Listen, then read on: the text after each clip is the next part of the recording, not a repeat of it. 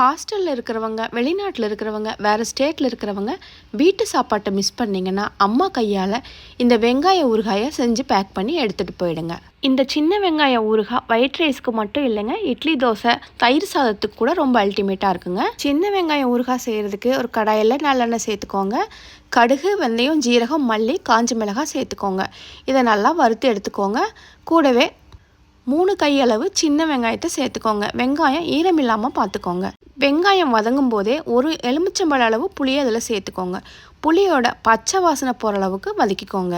வெங்காயம் வெந்து கண்ணாடி பதம் வந்ததும் ஃப்ளேம் ஆஃப் பண்ணிடுங்க. நம்ம வறுத்து வச்சிருக்கிற வெங்காயம் புளியை ஒரு மிக்சி ஜாரில் சேர்த்து தண்ணி சேர்க்காம பல்ஸ் மோடில் அரைச்சி எடுத்துக்கோங்க.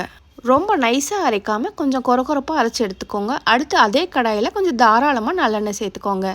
எண்ணெய் சூடானதும் கடுகு, கடலைப்பருப்பு, உளுத்தம் பருப்பு சேர்த்துக்கோங்க. இது எல்லாம் பொரிஞ்சதும் 2 காஞ்ச மிளகாய், கருவேப்பிலை சேர்த்துக்கோங்க. நம்ம அரைச்சி வச்சுருக்கிற வெங்காயம் பேஸ்ட்டையும் அதில் சேர்த்துக்கோங்க. ஊறுகாய்க்கு தேவையான உப்பு இந்த டைமில் சேர்த்துட்டு ஃப்ளேமை கம்மியாக வச்சுட்டு ஒரு 5 நிமிஷம் போல் நல்லா வதக்கி விட்டுக்கோங்க. வெங்காயம் புளியோட பச்சை வாசனை போய் ஒரு அல்வா பதம் திரண்டு வர்ற வரைக்கும் நல்லா சுருளை வதக்கி விட்டுட்டு கடைசியாக 1/2 டீஸ்பூன் பெருங்காயம் சேர்த்துக்கோங்க. சின்ன வெங்காய ஊறுகாய்க்கு இந்த பெருங்காயம் நல்லா வாசனையை கொடுக்குங்க. கடைசியாக 1/2 டீஸ்பூன் வெள்ளை பொடியும் சேர்த்துக்கோங்க. இது எல்லாத்தையும் சேர்த்து நல்லா கலந்து விட்டுட்டு ஃப்ளேம் ஆஃப் பண்ணிவிடுங்க. நான் இன்றைக்கி சின்ன வெங்காய ஊறுகாவை ஃபஸ்ட் டைம் செய்கிறதால நல்லெண்ணெய் கொஞ்சம் கம்மியாக சேர்த்துட்டேங்க.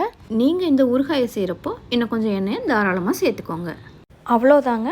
மணக்க நல்ல டேஸ்டியான சின்ன வெங்காய ஊறுகாய் ரெடி ஆகிடுச்சுங்க. இதை நல்லா ஆற விட்டுட்டு ஒரு கிளாஸ் கண்டெய்னரில் ஸ்டோர் பண்ணி வச்சுக்கோங்க. ரூம் டெம்பரேச்சரில் 1 மாதம் வரைக்கும், ஃப்ரிட்ஜில் வச்சிட்டிங்கன்னா 3 மாதம் வரைக்கும் கெடாமல் இருக்குங்க. நம்ம வீடியோ பிடிச்சிருந்தா மறக்காமல் லைக் பண்ணுங்கள். யூஸ்ஃபுல்லாக இருக்கும்னு நினச்சிங்கன்னா நீங்களும் சேவ் பண்ணி வச்சுட்டு உங்கள் ஃப்ரெண்ட்ஸுக்கு ஷேர் பண்ணிவிடுங்க. இந்த மாதிரி ஃபுட் வீடியோஸ் பார்க்க நம்ம இன்ஸ்டாகிராம் பேஜ் பீனாஸ் லைஃப் ஸ்டைலை ஃபாலோ பண்ணுங்கள். அண்ட் மறக்காமல் நம்ம யூடியூப் சேனல்